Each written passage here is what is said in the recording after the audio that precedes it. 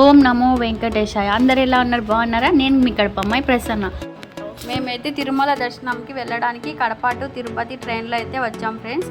So and మేమైతే ఇప్పుడు జీప్లో కొండపైకి వెళ్తున్నాము. సో అక్కడికి వెళ్ళాక రూమ్స్ చూసుకోవాలి.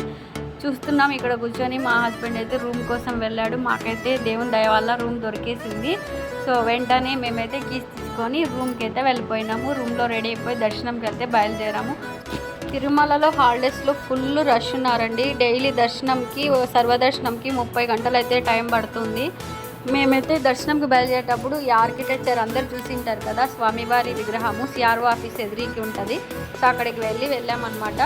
సో దర్శనంలోకి సెల్లాలో లేదు కాబట్టి నేనైతే మళ్ళీ దర్శనం అయిపోయినాక రిటర్న్ ఇక్కడ బ్యాక్ ఉంటుంది. సో మేమైతే సర్వదర్శనంకి వెళ్ళాము. మాకు దాదాపు 20 అవర్స్ అయితే పట్టింది దర్శనంకి.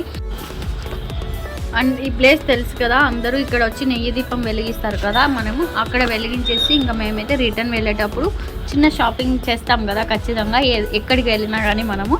సో ఆ పనిలో ఉన్నాము మేము. ఎక్కడికి వెళ్ళినా ఏదో ఒకటి కొని తెచ్చుకోవడం లేడీస్కి అలవాటే కదా, ఎన్ని ఉన్నా కూడా సరిపోవు. పిల్లలకి మాకు ఏదో ఒకటి కొనాల్సిందే కదా. సో తిరుమలలో షాపింగ్ అయితే చాలా బాగుంటుంది. నాకైతే చాలా ఇష్టము. మంచి మంచి జ్యువెలరీ అండ్ మనకి విగ్రహాలు, దేవుడికి కావాల్సినవి అన్నీ దొరుకుతాయి ఇక్కడ.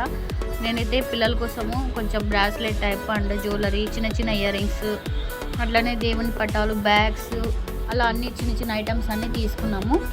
అండ్ చూస్తున్నాను ఇక్కడ దండలు కూడా బెస్ట్ ప్రైస్లోనే ఉన్నాయి. ఎస్పెషల్లీ ఇక్కడ నాకు బ్లాక్ బీడ్స్ కలెక్షన్ చాలా బాగా నచ్చింది. నేనైతే దాదాపు ఒక 6-7 మోడల్స్ తీసుకున్నాను. ఒక్కొక్కటి 100 రూపీస్ అలా పడింది. అండ్ ఈ పూసల దండలు ఇవన్నీ చాలా తక్కువ అండి, 100 బిలోనే ఉన్నాయి. బయట మీషోలో కూడా 179 అలా ఉన్నాయి కాస్ట్.